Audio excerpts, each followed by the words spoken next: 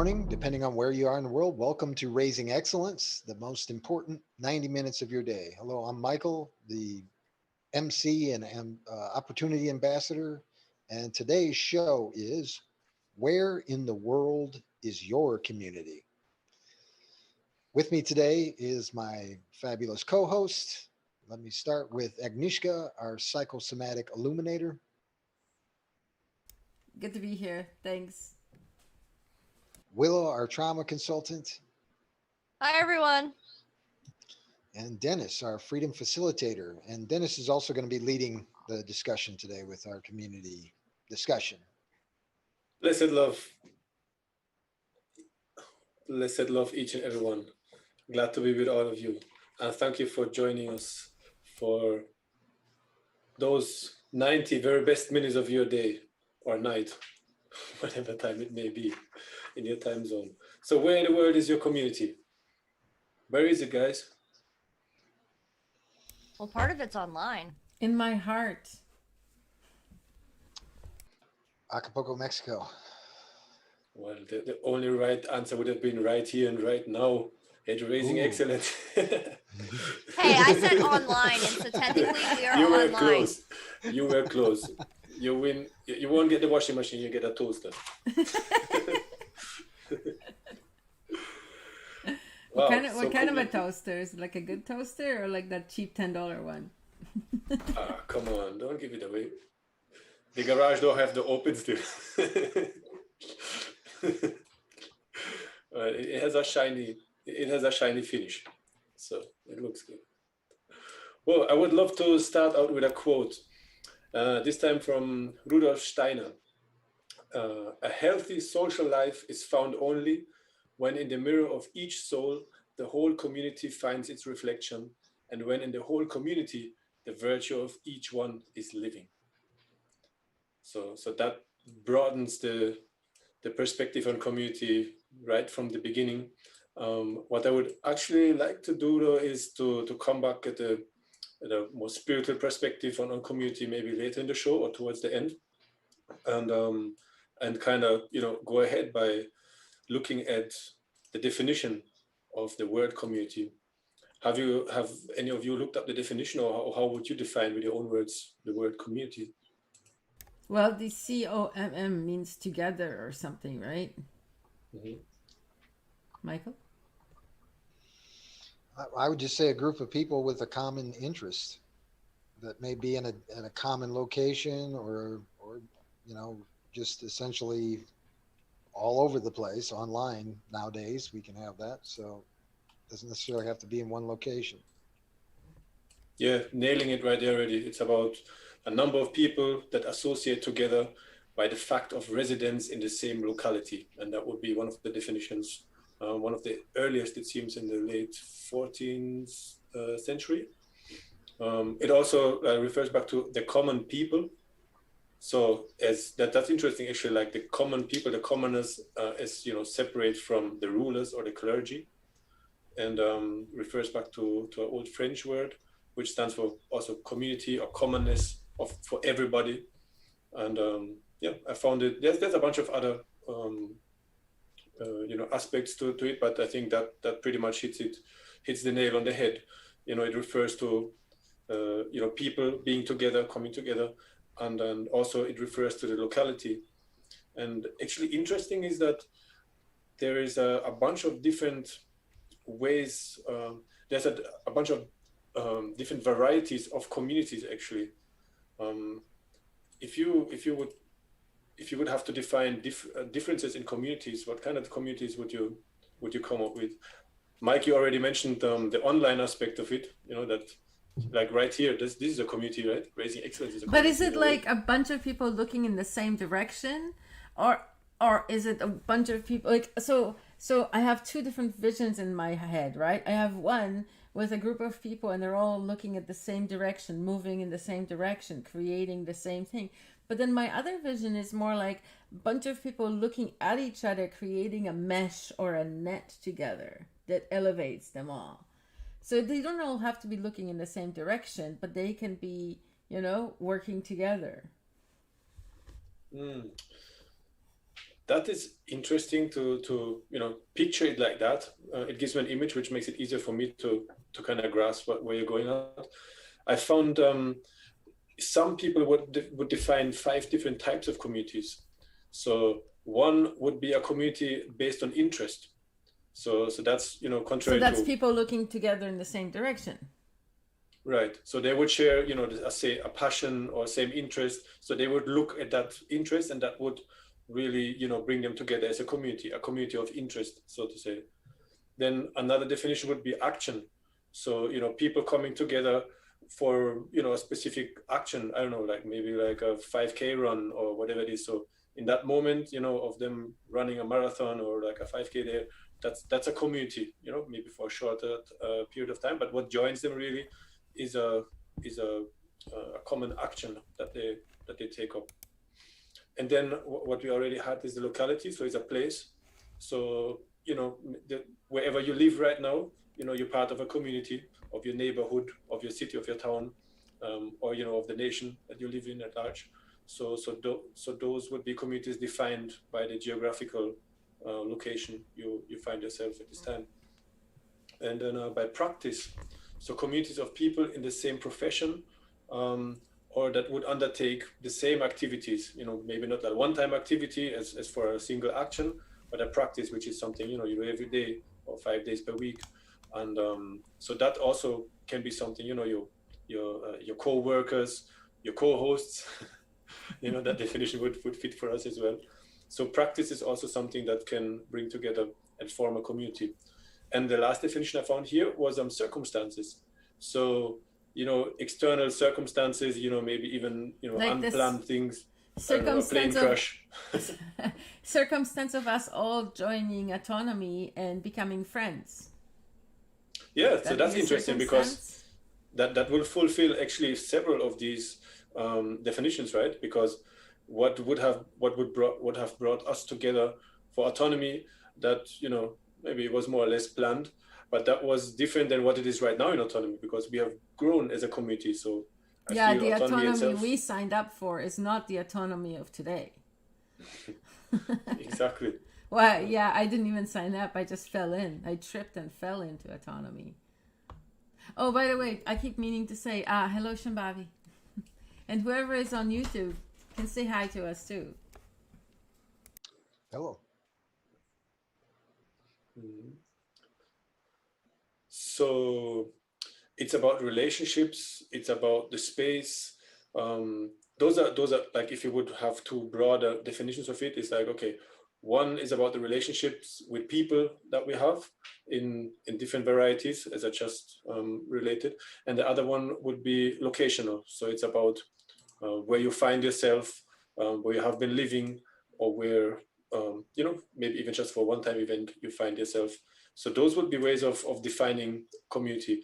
Can you remember the first time when community became like a word, a term for you, or where it gained importance? Because I know for some of you, community is like, even for all of us, is like a huge thing, because it's something not only from autonomy that we joined, because obviously even from that perspective it was something of importance that we underwent, hardship and I won't say blood, but like sweat and tears at times, definitely, to join and to be part of that community. So knowing yourself through that, I know that it takes a lot sometimes, to be part of a community. You have to compromise, you have to make things work, get along with each other. So when did community become a thing for you? I guess I'll chime in because I had a couple different experiences. My grandfather used to run when he was a farmer, and retired and essentially started like a vegetable stand in his driveway, and he would just farm a small portion of like 11 acres of a much larger area, but he did tomatoes and sweet corn and that kind of stuff. But in doing that, he you kind of created a community where all the people, neighbors, and stuff in that larger neighborhood would come and talk to him about a lot of different things, and he essentially became like a pillar of the community because of that, and all of his experience, of course, but that from my experience as a child, I saw like every single customer was somebody that was like from the neighborhood that of course he knew well, and in a lot of cases they would like take him to the side and say, we've got this problem or we got that situation, or what's your advice on this. And then my father started racing motorcycles, and there again was kind of a situation in which he was like a mechanic and he worked on things and he started a business in it.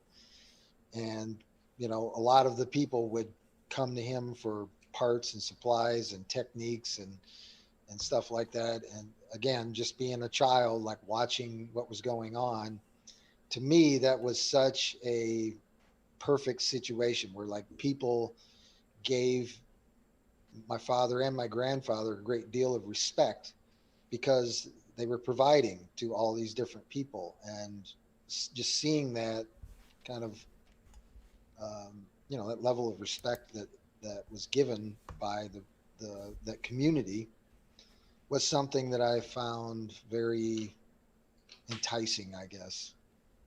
Is that something that motivates you up to today in your, because I know you're heavily involved with different communities. Is that something that really gave you a foundation? Yeah, to me, it is something in my blood. It's just no other way to live. I'm just kind of like to me, I feel like I'm the kind of the cornerstone of the community to some degree. I host a lot of events, and it just, I don't know, it's perpetuated. And I guess to some degree, I'm the guy perpetuating it. That's cool. For me, it was like, it was hang on. Before we go into a long tirade, I want to say hello to Adam and Cynthia. That's prejudice. No, that's statistics. Adam and Cynthia. Hi. Go, Mr. Tirade. Get yourself a cup of coffee, guys, because Dennis is about to go on. No, wish I had coffee right now. He's done good, well so far. No, I know. Thank you. I remember like one of the moments that community really stood out for me was the time when I started with capoeira. So I felt pretty, like looking back, I think pretty established in my individuality. So I was pretty all right by myself. So I didn't feel the need to having to join, like a group of like guys at school or, somewhere else in the neighborhood. So I had friends and stuff, but I never felt like really the need or like, having to be part of groups like others seemingly felt. But with capoeira, like I think I learned a lot about community and especially going to Brazil and seeing the importance that the group has and the power when people came together whom I perceived just as training together. So okay, that was a hobby and a sport in the beginning, but then things happened and they were coming together and supporting each other like in times of need and taking care like of the elder ones, like of of people who some misfortune happened to them. And that was really amazing. So that like was a steep learning curve for me to see and to live what possibilities actually there are when people come together, to look out for each other as a community.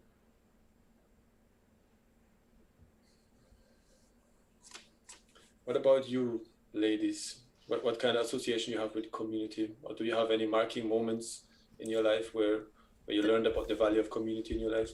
So when I was a kid, it was all about family and stuff, right? But I remember hearing that thing, "It takes a village to raise a child," like back in the 80s. That was really popular back then. Hillary Clinton's book on it. Yeah, but that was before Hillary Clinton. When I heard it, it was like literally that's an African proverb, 82 or something like that when I first heard it, and it made me realize that that there is value beyond family. That families, because growing up, I had Eastern European family, right? So we were at grandma's house every Sunday, and all the aunts and uncles would get together, and we would all hang out together for the whole of Sunday, and nobody else made any plans because we were just hanging out as family and watching the next episode of the TV show at 3 p.m. You know what I mean? It was like a whole thing. And so thinking about community would be like widening that circle. But at the same time, I don't know. I was really tight with my elementary school class. And that's There is a actually community. there's something called community psychology. So those are like psychologists that study this psychology of communities, and I found that interesting as well because they have also like a different way of looking or defining communities, and they start, as far as I understand, they start looking at the individual. Although an individual itself obviously is not a community, but as the foundational building block of a community, they start studying or looking at the individual itself, and then from that they move up towards microsystems. And like as microsystems, they define small communities like you just mentioned, the family, Agnieszka, like friends, peer groups, or classmates and teachers, co-workers, and team members. So those will be defined as microsystems, which also are studied. So the dynamics of those communities can be studied, and it's pretty interesting, like how deep those studies actually can go. The next level would be organizations. So those are like schools, workplaces, neighborhood associations, or religious centers as well. And from that, they move up to localities, and then from that to macro systems. And those would be like entire cultures, societies, governments, belief systems, or even social movements. And You know what that makes me reminds me of? This whole thing you just said, the egregor concept. We were listening to that in the lecture the other day, on the spiritual revolution one, and also on some other lectures too. Eric talked about it, but it's the concept of this energetic structure that happens when two or more people get together for a common purpose, right? But then when we were talking about the egregors the other day, we were saying you can bring it back to the egregor that you're creating, the energy that you're creating within yourself. How do you show up in the world? How do you present yourself? Are you practicing the culture of excellence, or are you practicing, shady workmanship? that reminds me of a type of community which is called intentional community. Have you ever heard about that? Or that term? Willow? All right, am I supposed to be answering the first question, or am I supposed to be answering the question of Have you ever heard? intentional? Yeah. I have heard the term intentional communities, but my mind is not allowing me to remember anything I know about that. So There's not much to it. It's basically, you're giving your community an intention. So you're intentionally creating a community. So it's not, like we mentioned earlier, an example of, community that you grew up into, or, you just drop into by coincidence. But it's something that you create intentionally, with others together. So I was blessed to get to know an intentional community in Jamaica, actually, the Source Farm. Like, big up to those people over there. They started with the organic market in Kingston. They're out in St. Thomas, and yes, an amazing place, beautiful people, beautiful nature there, and they basically they set up this, it's like an eco village, and they set it up, giving themselves like intentions and a set of rules and a way of how to make decisions, a way of how to move forward, how to determine who's part of the community and how you can become part of the community, and what they do, what they stand for, their values, their rules, and the way how they live together. So that for me, is an intentional community. It is to do something. It has to do something with being aware of what you want, and that plays into the whole egregor thing, right, Agnieszka, that we just mentioned, because you intentionally create that. You want that energy and that vibe, and if you started in a small setting or in a small group, there's the potential, if done right, to have those how do you call the rings when you drop the stone in the water? Concentric circles. Exactly. So the circles can, radiate out throughout the entire surface of the pond. Yeah. Yeah. Yeah, and it's interesting. You just said the word egregor, which is I think it's the same as egregor, because if you look it up in the dictionary, egregor is people coming together, but egregor is a cool term that means something that's totally outdated, whatever. But then if you read about it in books, it totally makes sense, and it seems very similar in meaning, right?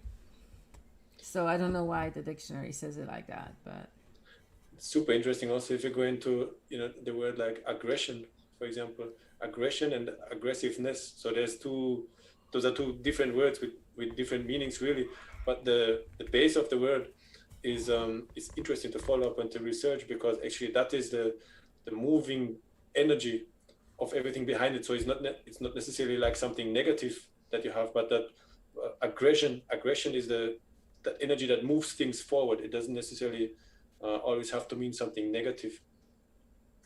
But going back to communities, so where in the world is your community? I'm looking Where in up the world? aggression. Mhm. Add to words, gradi, proceed, to proceed towards. There's not much negative about that, is it? Aggressio. Oh, like aggressio, like regress is walking back and aggress is walking forward. So it's the opposite of regress. Right? Interesting. Early 17th century, to attack. From Latin aggredi, to attack. Interesting. But it really means to move forward.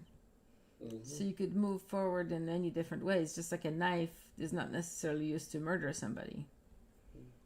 And then, of course, the intentions that you set for yourself or for the community that you're part of will determine how you move forward and where you're going to, where you're going to go. So by the intentions that you set for yourself, you create habits, and you will determine if you go left, right, if you go straight forward, and that will determine the outcome of your operation as well.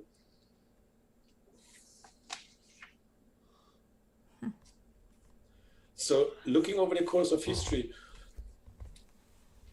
of course, that's just by the history that I've been taught or that I learned, and I can't verify that myself.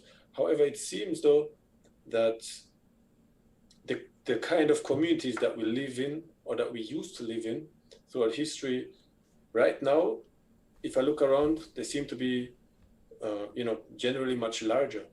It seems as if we were meant to live in much smaller communities or in like smaller settings, whether it's in terms of town, like if you compare like little rural small towns as compared to the large metropolitan urban centers that more and more people are moving to or are being held into, however you want to look at it. Heard And it. then even Yeah. the building of nations throughout history. So in earlier times, you know you would I would have learned that people live together in a tribal setting, probably more in harmony with nature, and the shape of the community was distinctively different, obviously, than what we have today. So, what are some of the changes that you would perceive if you compare smaller, let's say, tribal communities with the kind of large supranational communities? The whole global structure that's being set up for the past decades. And so, what are some of the things? What would be like the benefits or also the problems that you see within that? I'll jump in on this one. I think like as Agnieszka mentioned, like the idea of the smaller community, like the family driven kind of environment in which people, aunts, uncles, cousins come together on a regular basis and to some degree help each other deal with whatever is the circumstances that the individual community members find. It is one in which I would probably suggest that there's the amount of changes that can be made are probably relatively small because there is kind of customs that come into play and kind of expectations that are handed down, whereas the larger communities are much more susceptible to a great deal of change and more than likely a lot less ethics. I think is probably one of the other, which I think would probably be a downfall when it comes to identifying yourself in a community like the United States or larger country-size type communities versus the local community. But I'd say is like even everybody like else think? even like from a standpoint of accountability, right? It's a whole different thing if you live in a small tribe or in a small family setting, and you act in a certain way, like everybody will know by tomorrow, what happened and what you did. While as Yes. like in such a large, national nation state like the States or so, it doesn't really feel like, you can be held accountable for, some of the things that you might do, or it might be difficult for you to hold certain people accountable for what they do, within that large framework of a community. Yeah, I don't know. When I Yeah. was a kid, Okay. everybody seemed to know each other on my street. Like all the kids went to the same school, all the parents sort of interacted with each other, like either at the supermarket or at the PTA meeting or whatever, parents teacher meeting, right? And so it seemed to be like a community, like, you could run into some kind of an auntie anywhere you went, even if you were over there, your mother couldn't watch you, but there were like 15 aunties looking at you through the windows. And so it was a community thing. But I don't know, in Canada I have never seen, or well, I've seen something like that. There was a cul-de-sac where everybody was friends, I remember, and all the houses around interacted with each other. So that's a form of community, right? Yeah. I witnessed. I was going to say definitely. I grew up in the '70s in the United States in Gary, Indiana, and we had a neighborhood where everybody was, gardening. Everybody had kind of their own different, specialties. Somebody had strawberries, somebody had corn, somebody had squash, somebody had pumpkins, and there was a lot of trading and interaction going on. We would have, usually on Sundays, somebody would host like a breakfast. And even though you had different religious denominations and stuff like that, everybody would come. And, it just seemed like a much different, you just don't see that today. I don't see anything like that today. Yeah, it does seem so. It does seem as if a lot of what makes community like special and what makes it strong is not really prevalent today in today's kind of communities. That's the same sense I'm getting to. Like Yeah. the strong communities that I witnessed and lived in at times, or like was able to visit for a certain amount of time, where on my journey, oftentimes communities uh, that were I would say coined by need and by poverty, by violence as well. So it seems that those adverse, outside circumstances also, bring the bare necessity. So that's like a survival mode, like you have to have community. You have to know what's going on, like, down the road. You have to know, you have to have good relationships because, if you run out of milk or out of eggs, you must be able to ask the neighbor to help you out for 1 or 2 days. Otherwise you won't eat. And you have to take care of each other because, things are hard and things are difficult. And so some of the some of that community spirit that I witnessed, whether in Brazil or in Jamaica, it was like, wow, it was amazing. But at the same time, I learned that it cannot be romanticized in a way, because often, there's big help and people being together and knowing each other. But on the other side also, there's fussing and fighting going on and there's violence happening as well. But just the level, if I compare, let's say a downtown Jamaica community or like a favela in Brazil, the sense of community, to, let's say, like a suburban, American community, or even like here, like in Germany, then wow, there's like the difference is like tremendous. Like people seem to be living, door by door, here in the so-called developed first world, without often even knowing their name, and just saying hello and goodbye, but that's pretty much it. Whereas in you know in Jamaica, I've witnessed, people, whole neighborhoods coming together like for dances at night, but then also if things get tough, or like the community is being invaded, or there's riots or whatever, then people will stand together because they have to, otherwise they can't stand. Why The would the rest. community get invaded? Who would Like, invade them? you know Multinationals. Really? That's well, like sometimes it's the asking police, why sometimes. That's like asking, why do you need to learn jujitsu? Who do you think's gonna hurt you? You don't know. You just need to be prepared. Okay. Yeah, I experienced when I was stationed in the army. I was stationed in Germany in a town called Friedberg, Germany, which I think was probably population about 10,000 or something like that. But most of the this is like 88, 89 kind of era. Most of the people still didn't have like refrigerators and stuff like that, and so they would, every day they would go to the butcher shop, the baker, and like everybody would know everybody because they'd be running into each other doing business in town. In the And 80s in so Germany, they didn't have. even in the 80s, yeah. Yeah. It's not just because in Europe everybody goes to the store every day, because it's true. They just buy stuff for one day, and then the next day they go to the store again. Do you guys do Yeah. that, Dennis?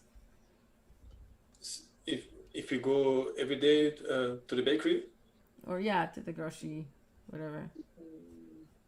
well, but we particularly not. But there's people who will go every day. Like it depends on how far you are, right? Like how far the bakery store is, and that depends also where you live. Again, if it's like small rural towns, or if it's like in the big city center, urban areas. So, but we have a very strong culture of baking and bread, especially right here. This is actually the richest area of which still has the biggest variety of breads and baked goods that have been making. So that's a strong tradition right there. Yeah. So there would in old times there would be obviously every day there would be fresh like products being available. People would go and get them. But right now we also have the hundreds of thousands pre-baked breads that come from China in containers. That again, and to tie that back into communities, like wow, like a few decades back, we were not able to think in those terms. It's like in terms of the media, the news, you didn't know that amount of detail of what's happening right now, basically all over the world. So that's already like a different sense, that's kind of the globalization thing that's in terms of the media, in terms of the accessibility of places, of traveling, not for everybody, obviously, but yeah, like if you just go back, like what kind of difference is that making in the perception of community as well? In former times, people would, just like Mike pointed out, like, they would know their family, the tribe or the small town and maybe the neighboring town, but they wouldn't be able to, to go travel the world before they even, I don't know, 30 years of age. And that's something in Jamaica that I witnessed as well. Like many of the children that I work with, they're, they barely knew the town they grew up into, like talking about Kingston. And then much less, they didn't even leave the town and go to the beach or like to the other side of the island. Well, for me, that was like a huge difference in perception that I was able to perceive after. I was like, wow, like for me, the islands, seemed small because I had traveled before and I come, from Europe, which is not, well, the country I was born in and I grew up into is not surrounded by water, and I had the possibilities and abilities to travel and go to different places. But then if you grow up in a place and you don't really have that, possibility, or you don't see other people also getting around even in your town or in your island, then you just don't do it. And that alone, it's such a change of perception, and it opens up so many windows, of seeing different things, seeing different people, seeing other communities, and it gives you a perspective. Things don't have to run like they run right here, but there's other ways. There's people dealing differently with situations. So I feel there's a huge potential of getting to know other communities and other ways of living together. And that again brings me back to the whole idea of intentional communities. So people with different intentions can come together and form communities to their own liking. And there's much freedom in that. If we're free to express ourselves, to join with those who are like-minded, then that is true diversity, I feel. Not, not the top-down kind of diversity that we are forced to assimilate to, but a diversity that really reflects, our inner utmost wishes and on the expression of our true self. And if we are able to express that and to live that with other people, wow, like I can only dream of what kind of communities there, could grow all over the world, which is actually happening. Do you guys have any examples of exciting communities that you have looked into or that you have maybe even visited? I thought you were building one, Dennis. One? What is it? I mean, that was kind of the whole point between me and my husband moving out to Virginia. We ended up finding a content creator on YouTube that Kurt really enjoyed, and he got in contact with them. The support from the community was, I don't even know how to quite to describe it. It was inspiring. And we came out to visit, and we went to the annual camping event, and that was just its own experience. And at that point, we just kind of made our decision. We were like, this is where we want to start our community, and there's already a community here. But when we got here, we started to realize that community isn't really what you like. The perception of what community is warped for a lot of people, and or at least I kind of realized that if I want a community, I'm going to have to build it. And so that was kind of like the Liberate RVA group that was already started. Like, I didn't start it by any means, but helping build it up, and moving into this community with an intention of creating an actual community that can depend on each other. I would say that's a not independent. I can't think and I can't talk tonight. An intentional community that I was trying to help build and be a part of. Yeah. What makes a huge difference is really the awareness that you bring to that intentional community, isn't it? Like, if I just think of a capoeira circle where there's a bunch of people standing together in a circle, and that is an intentional community, because the intention of everyone who is standing in that circle is like, okay, I want to play capoeira. And so what the degree to which you have that, you hold that awareness and that intention, it really determines the outcome of it, because it could be the most beautiful moment of your life, and you could kind of lose yourself in it and just go with the flow and do things that you didn't even know you were able of doing. Or it could be like a devastating moment as well, where you cannot find a rhythm, where people harm each other. So those possibilities are there at every moment of life. And it's really, the difference is the kind of people that you gather together with, and where they are with their intentions and with their awareness of what their intention actually can bring to the community. So what kind of people? Go ahead. I was gonna say, I really relate to what you were saying, because that your first question about like what does community look like to you, where has community been impactful on your life, and a bunch of different communities went through my mind, from my family, my nuclear family, my extended family, the church group that we were a part of, all the way up to like college, and the people I hung out with there, and the people I hung out with on my street, and then from there it was like moving here and trying to build a community here, and jiu-jitsu, and I've tried to join so many different communities. I grew up as a military family, so we moved around all the time, and I never seemed to fit into a community. It was like it always seemed like everyone had this pre-built community that they could just be like, that's my community, that's the one I want to be a part of, and then they just join it. And I've always been really envious, because I have very rarely found a community that I'm like, you know what, this is it. And it wasn't until What about us? Well, I was thinking about that too, and it kind of brought it around full circle. Is a lot of it has to do with trauma. Like, of course, trauma. As a trauma survivor, it's hard to build community connections. But you're a pillar in autonomy. Am I? I think so. See? And if you think so, that's a perspective, but I'm not even aware of it. But all these times when we're like, oh yeah, Willow's an expert in that. Oh yeah, if you have this issue, you need to talk to Willow, because she's like, she knows what she's talking about when it comes to like internal family systems or trauma, or you know what I mean? You're like the go-to name. Oh, thank you. You and Tim, really. But see, like, even the autonomy community, and I do feel more a part of the autonomy community than I have in any other, but one of my biggest issues is whenever there is a safe place to open up and talk to people, that is the scariest shit alive. to someone who has dealt with trauma after trauma after trauma, because safety means the cycle is about to start again. And or it means you have to deal with whatever you're not dealing with and you're just coping with. And So so, it's you know, way I better to keep yourself in this constant state of stress because then you don't it have to seems face easier anything. because it's something you know how to control. And things outside of your control are very, very scary, because in the past, things out of your control were very scary and very detrimental, and you had to figure out how to deal with them. So, you know, that could also tie into the fact that communities are really hard to find for anyone who's suffered trauma. And there are a bunch of people who have suffered from trauma. And I think that's why intentional communities really are the key, because it wasn't until I actually fully accepted that, you know what, no community is going to accept everything about me, and I can't accept everything about the community, but I have to learn how to build a community in which I feel comfortable, and it is my community.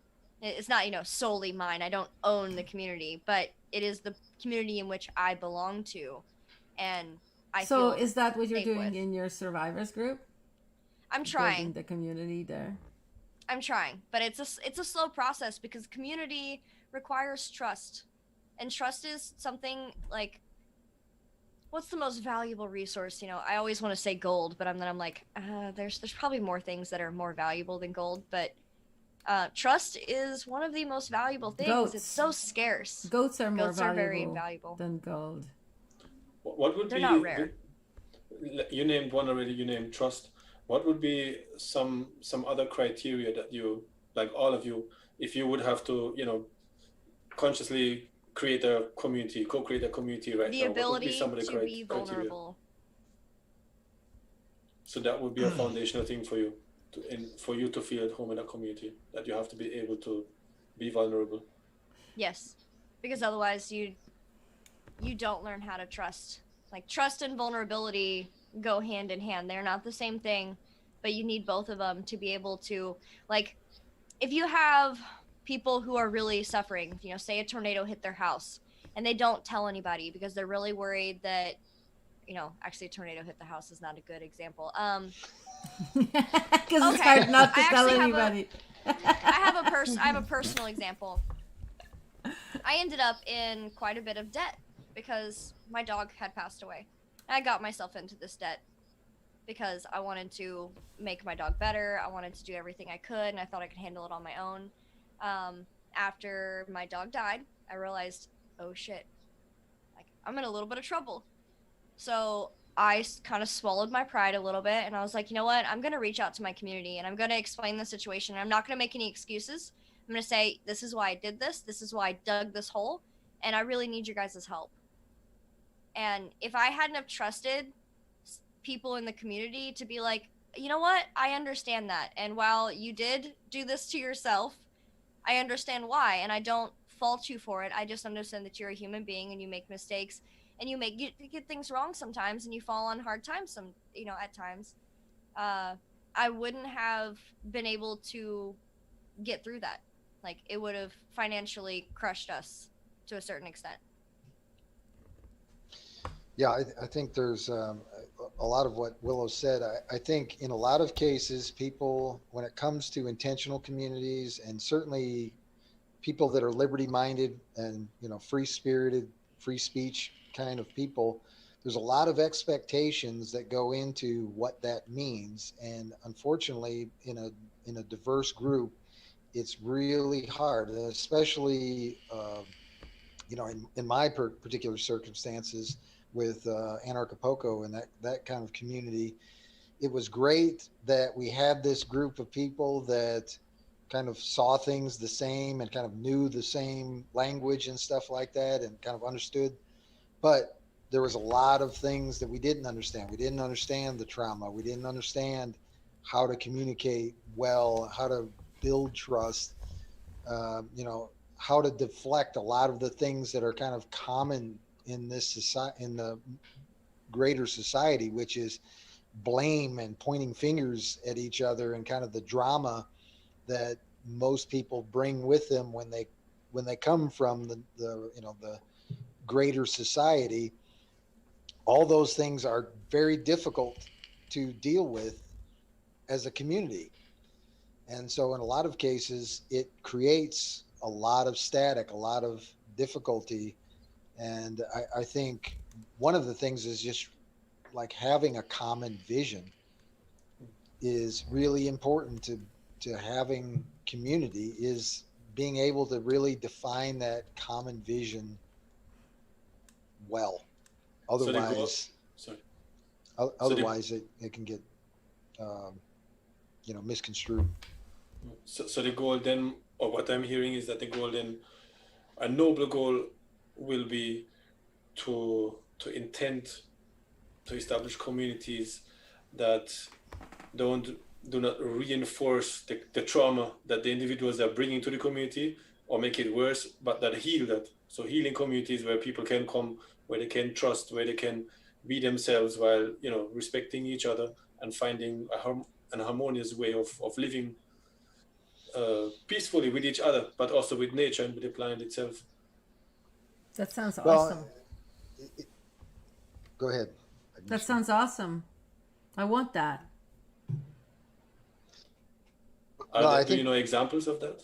I think there's a lot of there's a lot of effort that's gone into destroying communities and destroying the bonds that people have between each other. As we've seen with families and everything else over the past 30 or 40 years, there's been a lot of damage done. And I think of the movie Footloose. You remember that movie Footloose, and essentially how they characterized the small community as being this one that like nobody could have any kind of opinion of their own. It was the community, ideals and expectations that everybody had to live up to, rather than do something unique, for yourself. That's how people see communities in a lot of ways. And when everybody is trained to see what's wrong, it's easy to destroy a community when people feel like their individualism is being attacked because everybody doesn't see the same way. Well, you made me think. I really believe that, yeah, communities, when people think of community, they think of like one group and they all think the same. When in reality, a community is a group of individual people. No. Well, that's something to keep in mind, is that if we utilize the community in the right format, and we understand like what community functions to deliver, then we can still build individuals, because individuals really do, when individuals are doing the things that they're strong at, they are adding to the community. They're adding to the resources of the community. Whereas when they're doing individual things that are probably destructive to the community or destructive to themselves, but they're claiming that to be individualism, that's a difference. And that's certainly something that we have to be able to define. And certainly, like the trauma, dealing with the trauma, if we don't understand that people have a lot of things that they're blind to because of the trauma that they've experienced, they're unable to really see how they're contributing to harming the community rather than growing themselves and adding to the community. That really gives you the freedom, right, to develop like a particular skill that you might have. Because if you're just by yourself, then you have to be all arounder, because you have to deal with everything by yourself. You have to, I don't know, cook, wash, hunt, whatever, and deal with everything yourself. But then as part of a community, you have the freedom to develop a specialty, something that you're particularly good in, and contribute, on a much higher level in that area to the community, while benefiting from the special areas of other people who then will give their extra to you in exchange. Yeah. So Shambhavi. Go ahead. Oh, sorry. Go ahead. No, please. Shambhavi said selflessness, but I don't think it's selflessness. I think it's the opposite. I think it's selfishness, because selflessness gives up your own true self for the other person, which ultimately leads to dissatisfaction, resentment, all of other things. Versus being healthily selfish, that means taking care of your community as if you would yourself, because your community is your lifeline. Your community is the thing that you honor, and respect and love and want to, you're not forgetting yourself. You're actually like nurturing yourself with your community as one. I would agree with everything you just said. Well, I think there's a good Power point to the there, people. and that is that there's like a false dichotomy that comes about between individualism and I guess what you would call communal living, or that idea of the commune, and what people perceive that those things to be, because I think both of those are defined incorrectly in most people's minds due to the institutions and so forth. And so there's value on both sides of that, but it is really a combination of those two that really puts us in the best position to be a great individual, but also have a strong community. Yeah. We can have that, but in most people's minds, it's either you're an individual or you're a part of the commune, and you're at odds with those that believe one or the other. So when you Adam, chop sorry, go ahead. when you chop wood and carry water, are you carrying it for yourself? Well, no, because you bring water for the person who's cooking your food, because you don't want them to go thirsty or they're not going to cook your food. So of course you're going to bring water for everybody. That's the best selfish thing to do. Well, I'd like to take this to a little bit more of a specific individualistic level. Did I mention Adam James? Okay. Yes, I actually read his comment, oh, okay, and he is correct. We'll get to that in just a second. If you are needing water and you can't help someone until you get some water, you need to take care of yourself. Otherwise, you can't help your community. You will only be a burden on your community, and that leads to a lot of tension in your relationships and can actually damage your relationships, which actually is a perfect segue into what Adam James says. He says selflessness can be a pathological pattern to avoid the pain of rejection or seek the approval and validation of others. It's actually problem solving is a big one. I actually suffered from this for a very long time, where I thought my only value was how much I could solve other people's problems. And so when I'd be in a session and I wasn't fully hearing, or I wasn't understanding what they were saying, and I'd try to give them advice that I thought was, good advice, and then it didn't help them, I would be like, oh my gosh, I'm a failure. What am I doing? Why can't I help this person? When in reality, they were a visitor, not a client. Yeah. To me, there's a discrepancy in the definition of self or selflessness, because it depends on which self you're talking from. Because Agnesia, you said earlier your true self, but you said true self and you said the self of the others. But is there really a difference in your true self from the true self of others? So if you see it from that perspective, then being selflessness, it doesn't mean that you don't take care of yourself, but that you do whatever you do from a perspective of awareness, of recognizing that which is, that the self that is in you, is in everything that lives, is in everyone around you as well. So acting from that position doesn't necessarily mean that you're giving to the commune or you're giving to everybody and you're not giving to yourself as well. But it's recognizing that by giving to each and everyone around you, you're giving to yourself at the same time, because there's no difference. I wanted to add another aspect that I think is important, an important foundation for a strong community, and that would be sorry, must have something in my throat. Being seen and heard. That is, and truly seen and heard, not seen and heard for what people want to see you as or want to hear in your words, but just being fully understood and seen as an individual person. If that's not present in a community, if you don't feel understood and feel like you're actually heard, it destroys your trust in the relationships you have. I had this problem, and don't get me wrong, I love my family and I love my grandmother, but I loved black. I loved the color black, and she hated it. My grandmother hated it. So I asked her, she asked me, "What do you want for Christmas?" And I said, "Anything black.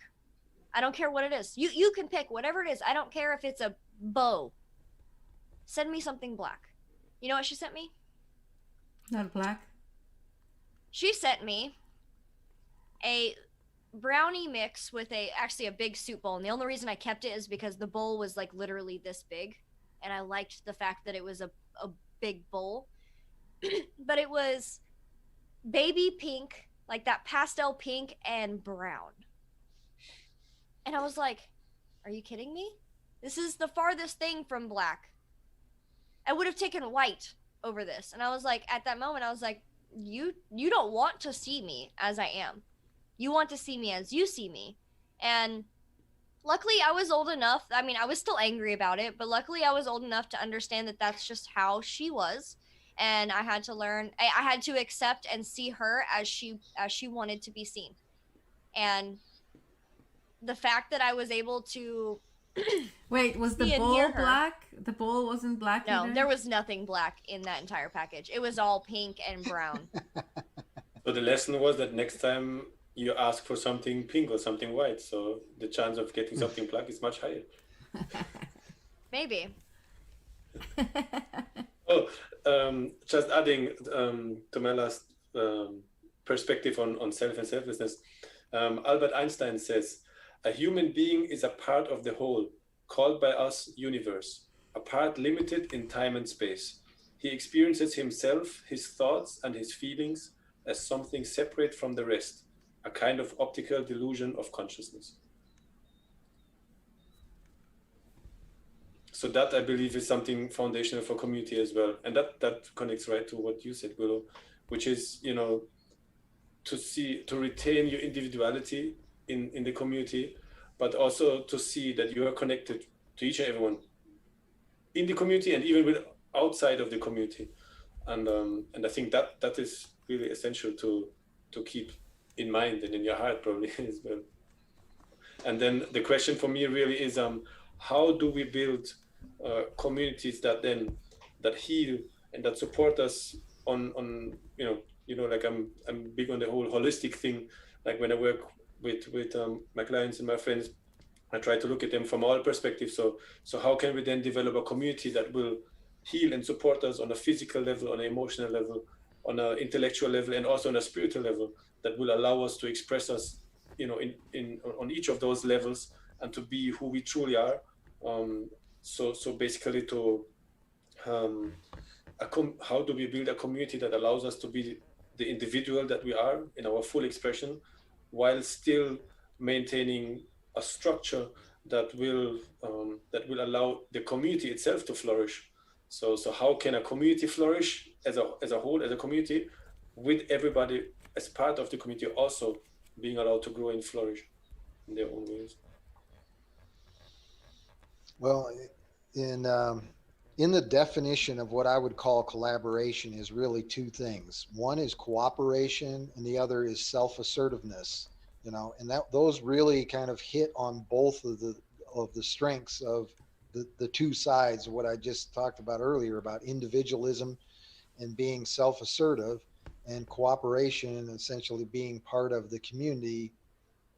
But it's really a combination of those both. And so like when people are over self-assertive, you've got people in conflict all the time, fighting with each other and so forth.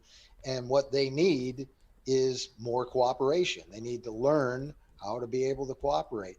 On the other side, when people are being walked all over because they're a doormat, because they just do whatever anybody says, and don't really see any value in themselves, or don't really display any value in themselves, they need the opposite. They need that self-assertive training to get to the point that they're because they have one of the values they're high in, they just need the other one to really complete that. And when you get to a collaborative moment, that's when you really gain the gold of what I think community is all about, and what we've kind of hit on here over and over again is really, it is a combination in which people can be both. People can be individuals, and they can have a strong community. So I wanted to mention this comment, one, because it's a shout out to me, and I'm a little vain sometimes. But it does not tie into But there are what you were three saying, exclamation marks right at the beginning, so it's a yeah, real 3 shout exclamation out. points, then my name, and then another exclamation point. So of course she has to read it. I would too. Yes, of course. Adam James says, "Thank you. I have been struggling to figure out the difference between validation seeking versus the need to be seen and heard as I am. It's about which mask I choose, consciously or unconsciously." And, to kind of tie that into what you were saying, Mike, I do think collaboration is a huge aspect of community, and especially a strong community, but I don't think it's actually the foundation. I personally think that feeling seen and heard is the foundation, which promotes collaboration. Collaboration is the reward that you get, because first you have to recognize that this person is either seeking oh, now I'm getting the confused between validation seeking and the need to be seen and heard versus what you were saying about like being self-assertive versus Cooperation. cooperation. People who cooperate too much, they're seeking validation. That, no, I say cooperate, but in reality, they're a doormat. They're literally laying down in front of people because that's how they think that they're best. They serving the community and other people the best. I think to really promote collaboration, you're going to have to acknowledge that these are coping mechanisms to be able to fit into a community, or to stay not separate, but not be swallowed in and take on that label of everything the community has to say. Because one of my favorite quotes, I don't know if I read this or if it was just a summarization of my own thoughts, but nope, it just went right out the window. Never mind. Well, Totally lost my just train of thought. on your point Sorry. there, in regard to, I think one of the things in regard to understanding and seeing the value of collaboration is also understanding that, like, the resource that really builds community is the individuals within the community. And so, like you said, being able to recognize that there are individuals, what we really want to be able to do is nurture each individual, because that is really the ultimate resource that a community is But the people. if everybody does what they want, who's gonna take out the garbage? How do you know there's not a person who is willing and happy to take out the garbage? I don't. Would you take out the garbage? No. Well, I think if it's seen as valuable in a agora marketplace, there's going to be a need for the things that need to be done. And so in doing that, I kind of look back when I was a kid, I thought one of the coolest things was the garbage truck. And I thought, man, if I could just be a garbage truck guy one day, because it's so cool how it operates and stuff like that. I would have been beaten so hard if I said there's that. like always work gosh. to be done. Everybody kind of sees the need for that work to be done. I don't even know if I would be able to sleep in my own bed if I said that out loud to my parents. I might have to be locked outside for the night or something. My experience with that actually had to do with dishes. So as a child, we did not have a dishwasher, so me and my sisters had to wash the dishes by hand, and I hated it. I absolutely hated it. I thought it was the worst thing ever. I didn't think it was helpful at all. I didn't understand why, and I still don't like doing dishes. But I remember a specific moment where I was back visiting my mom, and the dinner had been served. She had, made everyone's plates. She had picked up all the dishes, and she had stacked them on the counter. And I was like, I want to help my mom. I want to show her that I appreciate everything she did, because it's been so long since I've been, home. And it's been so long since my mom has cooked for me, and I've just been able to, be a kid again. And I was like, you know what? You know how I want to show my appreciation? I'm gonna get up and I'm gonna do the dishes. And I just did it. And I even said something to my little sister. I was like, we need to do the dishes. Mom made all this food. And I never would have appreciated that until, or I never would have appreciated it if I hadn't have been in my own household taking care of that and understanding what a value to that little community helping out, that, doing that was the reward. Was, my mom was like, oh, I don't have to do the dishes after dinner tonight. That's really cool. And like making her, when I'm not focused on my own triggers and my own trauma recovery and stuff, we seek to help out the people who we care about most. And I think the healthier the individual, the more likely, the less likely you're going to sit and be like, oh, I don't want to take out the garbage, it's disgusting because I've done this, and I've been drained this way, and I've done that, and nothing's been appreciated. Healthy, happy human beings, they seek to help other people if they are happy. And even unhealthy individuals will find a way. This is where the seeking validation comes into play, where we strive for a community so much, but we're so desperate for it, we're willing to do anything. That brings me back to the question that we started the podcast with, was like, where in the world is your community? Where is your community? And I, asked it half jokingly to you guys, and you answered right away. But what comes to my mind is like, where is your community right now? It's right here and right now. That's where your community is. It's in the people that you're living with. It's in the place that you are. It's in each and every one that you have been surrounding yourself with, virtually or like in real life. That is where your community is, right here and right now.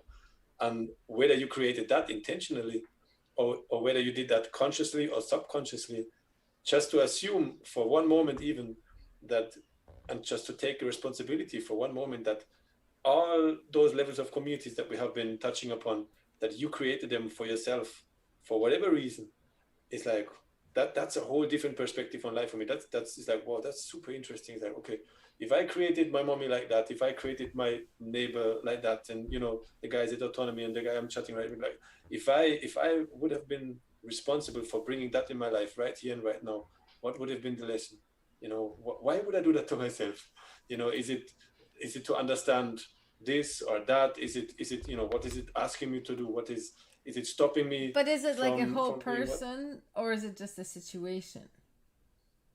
Everything, the community, like if you're talking about community, then I mean like the physical, the physical persons as we perceive them, but the community of the physical neighborhood, the physical environment that we find ourselves in, even the world that we live in. Well, and there's also that kind of taking on the responsibility of those relationships too, because if we're really kind of like striving to be the best version of ourselves that we can, it is one in which it's how we construct and how we contribute to the relationships that we have that really either gives us all sorts of resources and knowledge and access to wisdom, that and just a general vibe of like sharing that opportunity that we contribute to. We bring, every relationship we're 50% involved in, and so like if we don't give anything and we expect everybody else to give back, we're not going to get much. Whereas if we're at least willing to come 50% of the way, and maybe in some cases we got to go 60 or 70, but if we understand that that's valuable, and it's certainly valuable to everybody else, and if we experience that back and forth, we start to realize that it makes a big difference, and it's really our responsibility in regard to like what communities we're involved with, how those communities develop and grow. And we continuously are giving, right? Like with every deed, with every word, with every thought, with every intention that we're putting out, we are giving, whether it's consciously or subconsciously. And what we're getting back is a direct result of what we're giving. So if you don't like the result that come back, then let's say the easier way seems to be to change our own words, thoughts, intentions, and deeds, instead of trying to change the whole world. So then again, it seems like, oh, maybe I don't have to, you know, find that community or that, I don't know, eco village or that specific special set of people, or so that, you know, and travel the world. Maybe I can just be, you know, right here and right now and actually look at what is there in front of my eyes. Because unless I'm able to transform and resolve that in a way that becomes more pleasant and joyful for me, you know, even if I travel the world and if I, you know, whatever, like I might just find the exact same thing again on the other side of the world, because I haven't really changed my attitude towards life and the things that I'm giving toward life. Yeah, that's an interesting point, right? And then you just create a self-fulfilling prophecy, because if you're not changing your views and you're expecting the same thing over and over again and you keep getting the same response, you're ultimately either going to say, am I doing something wrong, or are they doing something wrong? And it's way easier to say, no, it's them. It's all them. And then you fell for the divide again, you know, for the notion that there is, you know, somebody else on a, you know, from a higher perspective thing.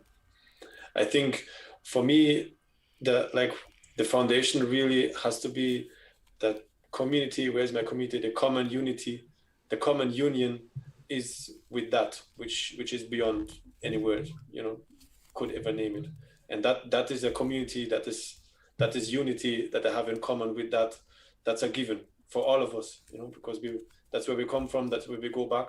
And if we put ourselves in a position where we can see and live and be in awareness of that every day, wow, that's, you know, just to try to conceive of the kind of real world communities that we could build in that spirit, that's amazing. And whenever I see people that, you know, that attempt to do that and build communities from that perspective, you know, not only from the physical realms, and that's part of it as well, and it has a need as well. But then I feel that's something where we as humanity can really evolve to and towards to, which we will anyway, because that's a given anyway, you know, like it's a pendulum, right? It goes to the left, it goes to the right. So there's the same amount of way it goes to the left, it will swing back eventually to the right. And or the ups and downs of life that we touched upon last week too. Oh, so you're saying that right now we have this nasty situation, but the pendulum will swing back, and obviously this is of course it's necessary for it to swing back.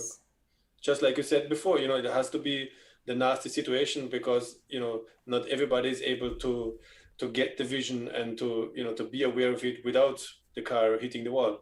So for some people, you know, it has to hit the wall for them to wake up and shake up and make a difference. So, and that just seems to be, you know, like a natural law, so to say.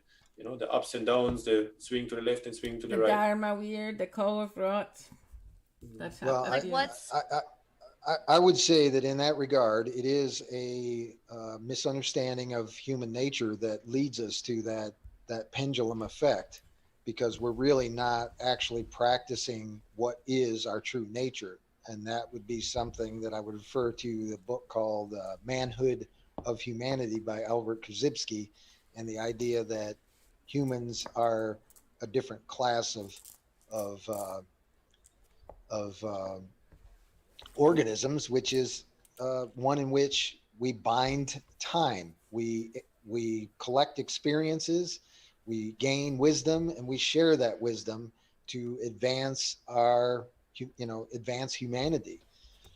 And unfortunately, that's not what most people are practicing. They're practicing something else, and because we don't understand our nature as a society, we constantly fall victim to essentially running from one side of the road to the other and smashing into the wall, and then going to this other side and smashing into that wall. We never understand that, like, we could just drive down the middle and not have to smash into the walls every so often. We don't understand that we actually are already in the middle and we never left the middle. And that's also because the pendulum is there and it's swinging and it's doing that, but we are beyond the pendulum. You know, the fact that we identify with it is like, oh my God, it's so crazy, and then, oh my God, it's so fantastic. But you know, so we depend on the pendulum. But if we take a seat, if we take our seat and the one that's watching the pendulum, then we can, or watching the movie on the screen, right? Then we can be entertained. But if we forget that we're actually sitting in the cinema, we're getting so involved with the movie, then it's like whenever it's sad, then we cry, and whenever it's funny, then we laugh. but we forget that we're actually just watching the movie. So we're getting so involved in it that we identify with it, and then we carried away by it. And that's it. That's all right too, because maybe we're just here to enjoy the show, and it's a good show. Speaking of good shows, I cannot believe it's already it's almost 7:00. I just looked and I was like, oh, I'm getting really tired and I'm getting kind of hungry. And I looked, I was like, oh shit, time went by real fast. Yeah. So, should we close it up then? Is that what you're saying? I mean, we still got 3 minutes, so we can say our goodbyes. Oh. I have two lines for 3 minutes, and that one is from Margaret Mead. Never doubt that a small group of thoughtful, committed citizens can change the world. Indeed, it's the only thing that ever has. Cool. Nice one. Autonomy. Yay. What's the second line? That's it? That was the second? Was that was it. Those were 2 lines. Oh, okay. That was it, yeah. So giving thanks to each and everyone for joining us for this podcast. Oh, wait. Thank you for the comments, for the feedback. Is there another one that we forgot? Yeah, I was trying to find it. It's because as soon as you said She's Margaret, the one who Margaret Mead. Yeah, but then you said something, and I have to respond. All right, do it. Let's see what it's like.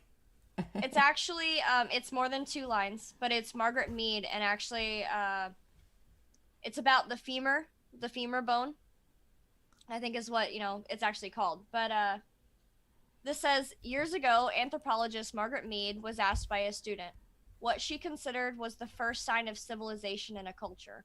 The student expected Mead to talk about fish hooks or clay pots or grinding stones, but no. Mead said that the first sign of civilization in an ancient culture was a femur, the thigh bone, that had been broken, then healed.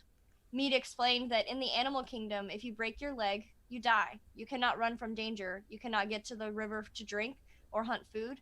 You are meat for prowling beasts. No animal survives a broken leg long enough for the bone to heal. A broken femur that has healed is proof that someone has taken time to stay with the person who has fell, has bound up the wound, has carried the person to safety, and has tended the person through recovery. Helping someone through a difficulty is where civilization starts. Nice. And the last line says, we are at our best when we serve others. Be civilized. Nice. That gave me shivers. It's a beautiful story. And yeah, it still gives, I've read it probably 20 times, but it still gives me goosebumps every time I read it. And I'm like, this is so true. Yeah. Nice. All right, let's close up this popsicle stand. All right. Well, to our audience, thank you so much for your time and attention. I hope this is really helpful and informative. And if you have any suggestions or comments, feel free to send them our way. We're trying to always raise the bar on excellence, of course.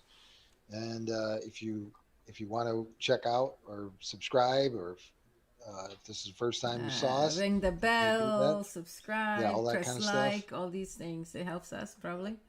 I hate to do the things that everybody else is doing, but if that's what it takes. But we are on Facebook. We are on YouTube. We do have our own website, which is raisingexcellence.live. Certainly check that out. We do a show on Mondays and Wednesdays, 5:35 p.m. Eastern Time, 2:35 Pacific. And 11:35. what is our show coming up this next? 11:35 p.m. in Germany. We've got something coming up for this next week. What's coming up? I don't have that information at my fingertips. We did have a potential guest for Monday, but that has been postponed for a couple weeks. Okay. So we actually don't have anything figured out for Monday, I don't think. Of course we have a surprise. We'll be just as surprised. The artistry of loving relationships, and of course something to do with something. And I think that valuable and useful. next week we were covering an element. Was it air? Something like that. Next air Wednesday. or earth? Earth, maybe. Anyway, an element coming on Wednesday. Art of loving relationships coming on Monday. If you want to be a guest on Raising Excellence, send us a message and we'll take you up on it. Consider it. Yeah. Possibly. All right. Let's press play the outro and say goodbye. Bye, everybody. Thanks for listening. Bye. Tschüss. Danke.